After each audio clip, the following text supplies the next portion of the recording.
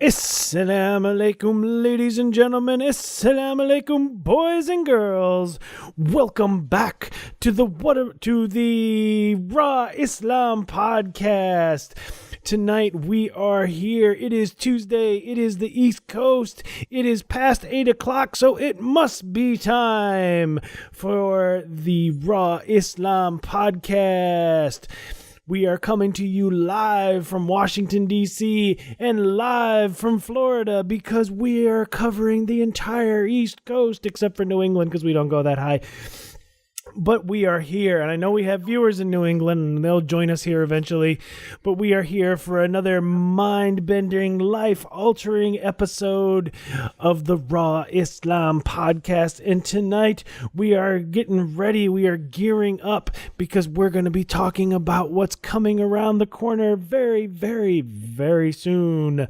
We are talking about some things about Ramadan because it is almost that time. And ladies and gentlemen, without further ado, the hardest working imam that I know, Imam Azhar. Assalamu alaikum. Greetings of peace to our listeners across the world, to those creations up in space that we have not yet introduced ourselves to. Carl's having a laugh on that one. To all those who are listening to us on Facebook Live, and to all those who will be listening via podcast, we welcome you to another episode of Raw Islam on the first day of May 2018. As you notice, the time is getting a bit delayed, and that is due to the evening prayer, the Maghrib prayer, which kind of finishes around 8:15. So we apologize for that delay, but we will keep you posted on the schedule when it comes to Ramadan. Tonight's title is very interesting. Carl put it out there. You could read it. And we're talking about there's three different ways, or three distinct ways that you and I speak or hear the word Ramadan. So you have number one, the ramen noodle type, Carl, and those are the Ramdans. So you guys are fasting in Ramadan. So you have the Ramdans. Then you have the Indo-Pak culture that calls it Ramzan with a Z. Everything has a Z in it, like Fajr and Zohar and Asr and Maghrib and Isha. So there's those Z ones. And then you have the ones who want to ensure that every letter is pronounced with tajweed. And tajweed is the art of pronunciation in Arabic. Hence, they will make the dad very distinct by saying Ramadan. We pointed this out as part of the title because it's not the name that we want to talk about tonight, rather the condition and state of people when it comes to this blessed month. Before we go into the condition and state of people, Carl, which one of the pronunciations do you prescribe to? Is it Ramadan, like ramen noodles, or is it Ramadan, or is it Ramzan? Which one do you prescribe to?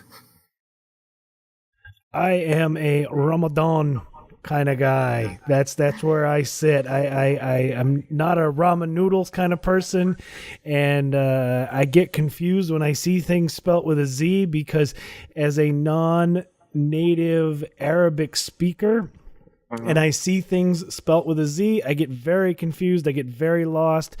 I know I have a guy that I work with. His name is Ridwan, but depending on where they come from, some people spell it with a Z, and it really confuses me. So I am a Ramadan kind of guy. And we have, and as I say that, we have our first comment on Facebook from Brother Sharif. You will forgive me if I do not pronounce your first name because I don't want to butcher it. But as I'm looking at the first comment on Facebook tonight, it's Ramazan. Ramazan. And again, it's interesting because, you know, the Arab-speaking community, and please forgive me beforehand, you got the Egyptian community where you may find people who are very particular about the pronunciation of certain Arabic words, such as Ramadan. But when it comes to masjid, they say masjid. So the jim becomes a ga when that is actually a jim in the pronunciation of tajweed. In a similar fashion, in the Palestinian territories, some of them use the ch the CH word for akaf. So instead of saying kif halak, they say chif halak. But again, when it comes to Ramadan, you'll see the emphasis laid on the pronunciation of the word. Again, it's interesting because it's nice to step back and just kind of analyze and see how everyone is saying the same word, but in a different way. But again, as I said, Carl, that's just the least of our concerns. The main concern that I want to talk about tonight is I was in New Jersey this weekend, walked into the masjid where I do my monthly programs, and below the main screen in the front door was a timer, Carl. Like, one of those countdown timers, had the days, the hours, the minutes, the seconds. And I'll ask you, Carl, what do you think they were counting down? I can almost guarantee you they were counting down to Ramazan. See, I feel bad. I got to make it up for Brother Sharif here. Thank you for joining us, Brother Sharif. I feel bad. But yeah, and I know that that's what they were doing because I myself was actually coding one. Well, I didn't do the actual coding for a website recently. So yes, it was a countdown to Ramadan, ramen noodles. Ramen noodles. So I want to address the Muslim community tonight. Specifically, we always engage with our non-Muslim community and every human being that interacts with us. And we're happy for your engagements and involvement in our show, the questions that you pose during the show, and the emails that you send to us when you do download the podcast on Google Play or iTunes.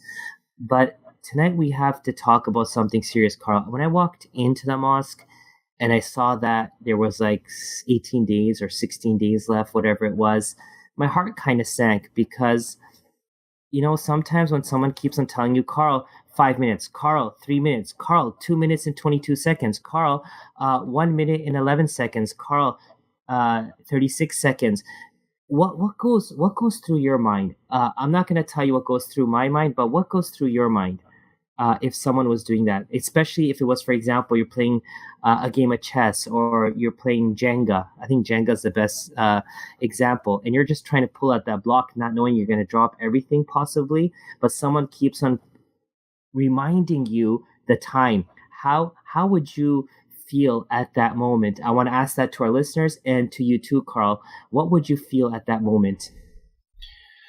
You're looking for 14 days, 3 hours, 23 minutes, and 54 seconds until Ramadan is upon us. But, because I looked at the counter that I was working with. I saw that. And it is stressful. Stressful. It causes stress.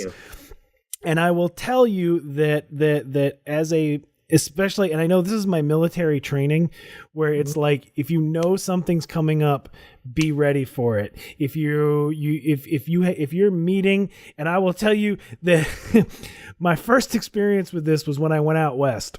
I was in Seattle for a meeting. I was out there for a week for training, and East Coast, New England, military trained. When somebody says that the meeting is at 9:00, you're in the seat at 8:55. And when I was in Seattle at 8:55 for the 9:00 meeting, I was there. I was ready. And then 9:00 rolled around.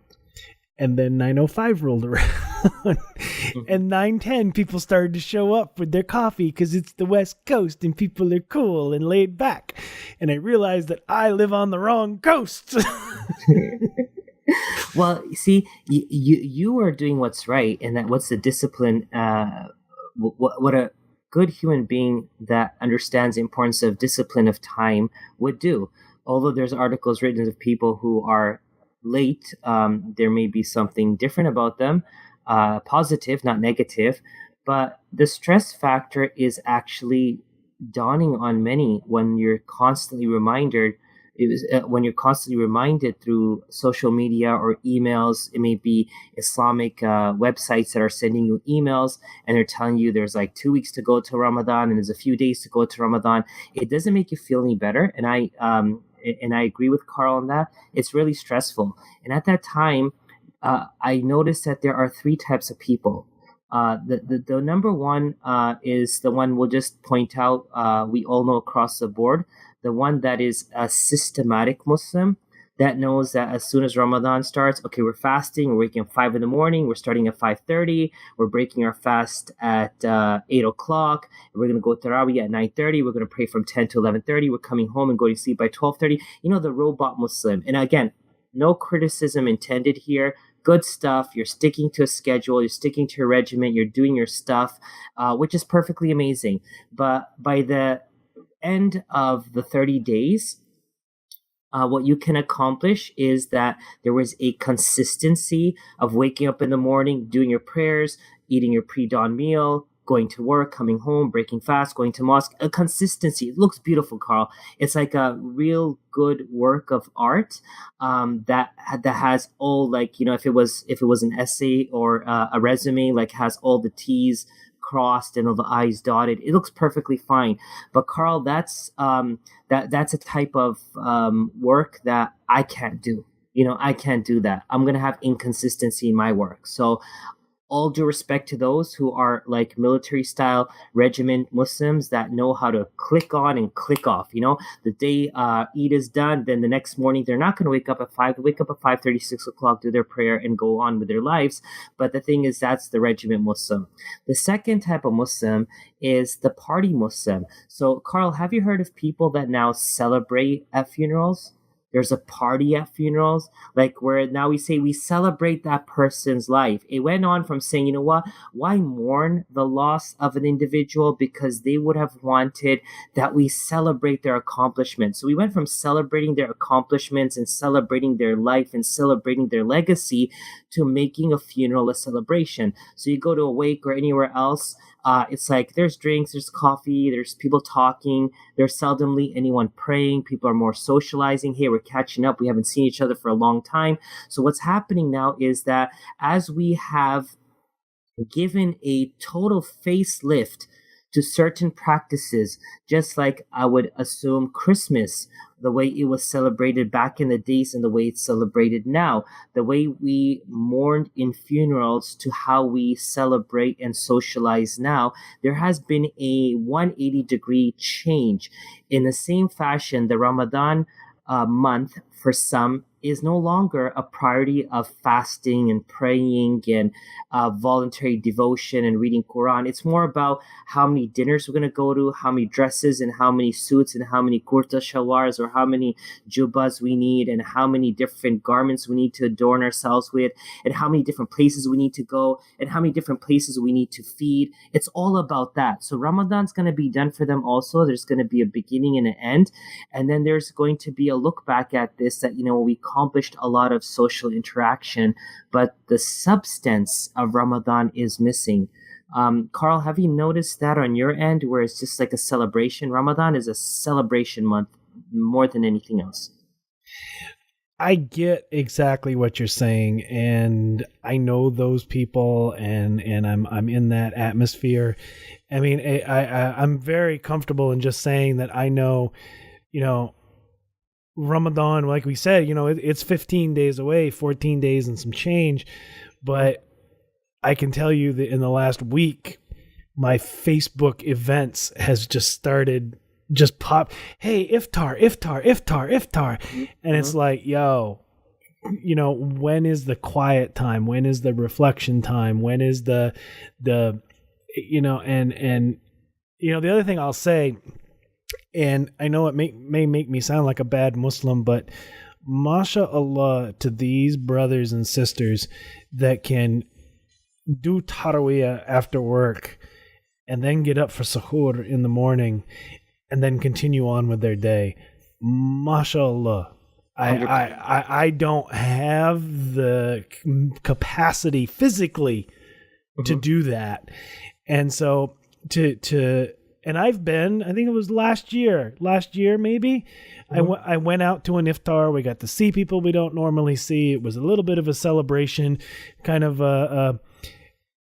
maybe it's an Americanized thing. Maybe it's an Americanized tradition because it's becoming more like the 4th of July cookout where they hang out and they meet and they eat.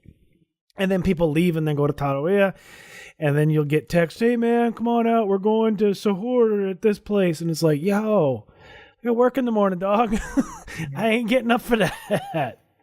Well, you talked about the 4th of July concept. It's like a 4th of July every Friday, Saturday, Sunday, or for some communities, almost every day of 30 days of Ramadan. So when you look at the two different scenarios that are presented, you got the extreme focused regiment style Ramadan, and then you got the opposite extreme that's all parties and social events and feeding, and it's all in the name of good. Don't take me wrong on that.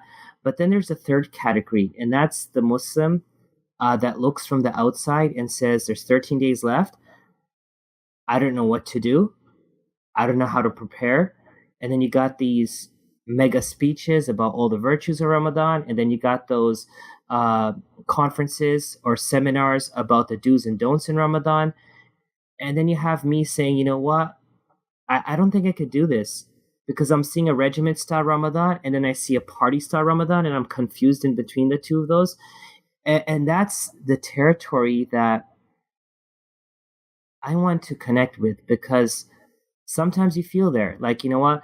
You're traveling. There's people who are traveling during Ramadan. Last year, I traveled 27 of the 30 days of Ramadan. I was even home. And so the thing is that when you're traveling, when you're sick, when you're restricted to a schedule that is strenuous, especially during that month, how do you fit in? Carl, that's the crowd we want to talk about. As I started off by talking about, there's Ramadan, there's Ramadan, and there's Ramazan. It's irrelevant how you say it because you know what you're trying to mean. But when we talk about the Ramadan month itself, the people are going to get through it, inshallah. You know, we're going to get through it one way or the other. But I believe that Ramadan is a 30-day regimen of work that you celebrate upon the breaking of the fast, which is Eid. The day that you wake up, that you don't fast anymore, that's the day that you graduate. So that's the real party. But if you party every single weekend or every weekend 3 times, like Friday, Saturday, Sunday, or you party 7 days. Now, when I say party, don't take me wrong. There's no DJ Khalid in the back, and there's no, dabka or qawwali or stuff. This is just parties and celebrations. I hear the bass.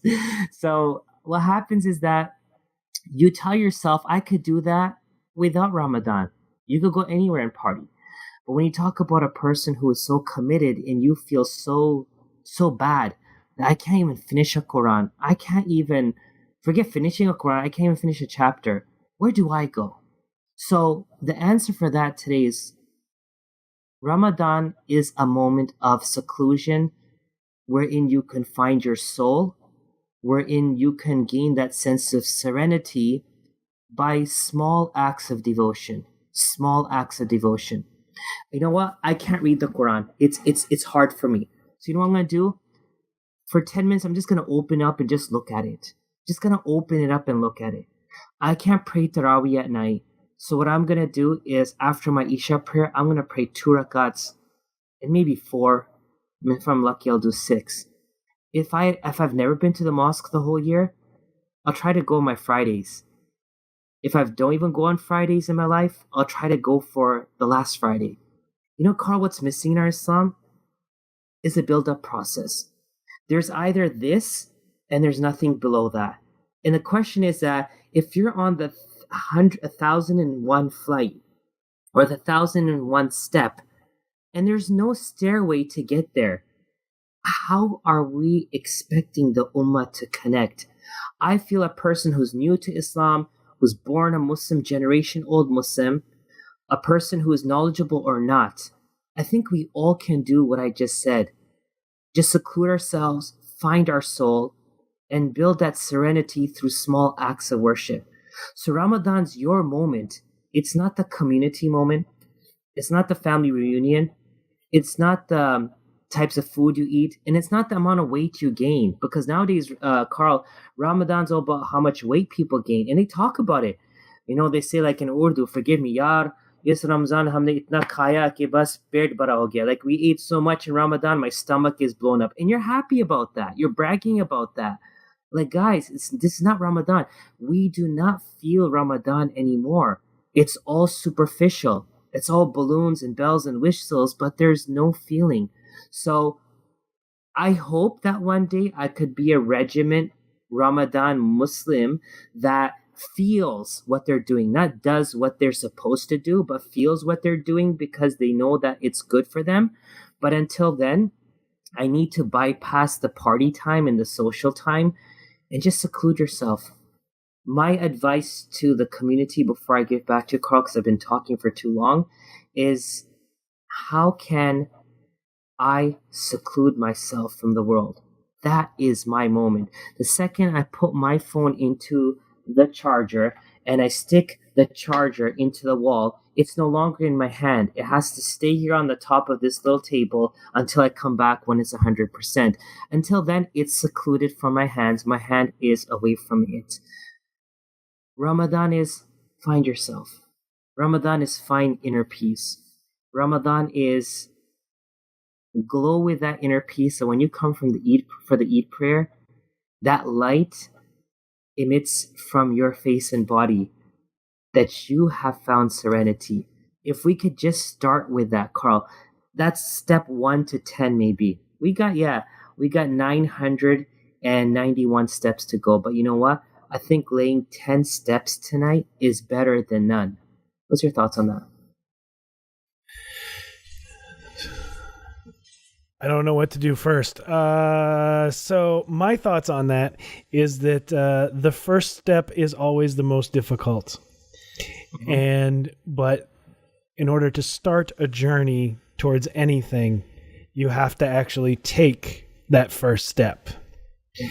So it's important for us, for our Iman, for our Deen, for who we are and who we say we are, because saying I am a Muslim carries a lot of personal responsibility. Right. And in order to make that claim, the first thing you need to do is take that first step towards where you need to be. And granted, there may be 9,000 more, 6,000 more, but you have to take that first step in order to get started on your journey to becoming a better person and a better Muslim and closer to Allah. And before I break into Facebook comments here, for every step you take closer to Allah, He comes back to you to pull you closer. So, and especially in Ramadan, this is when these things are supposed to happen. This is when we're supposed to do our most inward reflection so that our outward work reflects that. Mm-hmm. Now, jumping to our Facebook comments, making it a little bit lighter. Sarah says, Salam alaikum. She's joining us tonight. Thank you for joining us, Sarah. And Layla had an interesting thing that she added, and she's not wrong because I have heard this, and this is a very Western tradition. But when you were speaking about the parties, you were saying, oh, there's a funeral party now and it's a celebration and things like that. Layla was commenting that the new, I don't even want to call it a new trend anymore because it's been going on for so long, but there are divorce parties where once someone is divorced, they have a big party and they celebrate and, woo, my life has changed. And so that is a thing. I know it exists, and I think it's absolutely disgusting that it exists, because while divorce, and this is obviously a total different conversation for another time, but while divorce is legit in Islam, it is also the most disliked thing by Allah. So, to have a party to celebrate something that Allah dislikes so heavily, that's just wrong on so many levels. Well, Carl, that's I thank her for that comment. And the reality is, everything in our life now is all about parties and celebrations and having fun. It's all about fun. Everything in life is about fun. Work should be fun. School should be fun. Homework should be fun. Doing your chores should be fun. Go outside and have fun. Stay indoor and have fun. If you can't have fun with 70 channels, heck, we'll give you 3,000 channels. Just have fun. If one website's not enough, we'll give you the whole World Wide Web and just keep on browsing. So it's just fun is seeped into our religion also. And that has made things so different. And Carl, you hit the nail on the head tonight. You made this show what it is tonight because you talked about it's about you, right? Ramadan is about you finding your Allah and you making that little bit of effort. It's not about you finding yourself amongst people or you finding yourself at a level that the people may embrace you. If anything, this Ramadan, the only thing you need to do is say, you know what? In order to find myself or in the pursuit of finding myself, I'm also going to find Allah. And so every small step I take towards that, you go one step, Allah comes multiple steps. You go walking, He comes running. You go handspan, He comes an arm's length. So there is a hadith that tells us to this meaning that Allah is going to come faster to you than you are going to Him, but you have to take that first step. So this Ramadan is about me. It's about my connection to my soul, myself, and my Lord. So we want to thank all our listeners for engaging, and we want to talk about things here in Raw Islam, which is not just contemporary and real, but we want to be inclusive of every Muslim.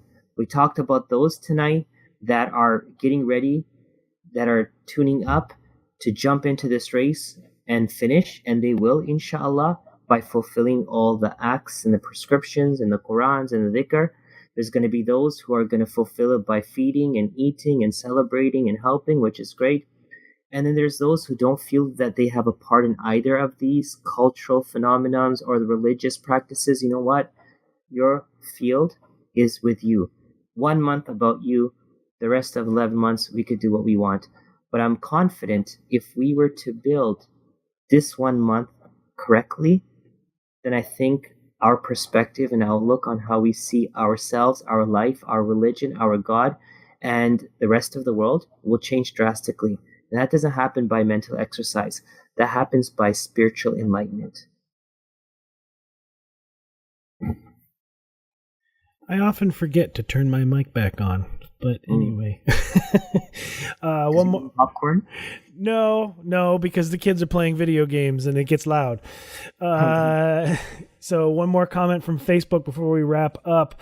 Regarding Ramadan, inshallah, Imam, you have an excellent dissertation of looking at what the true meaning of the month ought to be. Thank you very much for that. Thank you for tuning in and thank you for your comments. I'll do that. And with that, ladies and gentlemen, we have reached the end of another episode of the Life Altering. And I hope you understand tonight that it is life altering because we were talking about Ramadan and your Aman and becoming a better Muslim and taking that first step towards being a better Muslim and being a better human being, because there is a responsibility on us as we say, La ilaha illallah Muhammadan Rasulullah. There is a responsibility on us to give back to our communities, to give back to our places of worship and our places of work and those in need around us. So we have to take that seriously, and we need to reflect on that in Ramadan. And as we have reached the end of another show, we will say thank you for listening. Thank you for downloading. Thank you for joining us here. Thank you for your comments on Facebook. Thank you for your emails. And don't forget to support the show by getting your Van Network t-shirt over at vannetwork.org. And until next time, ladies and gentlemen, we will say Assalamu alaikum. Assalamu alaikum.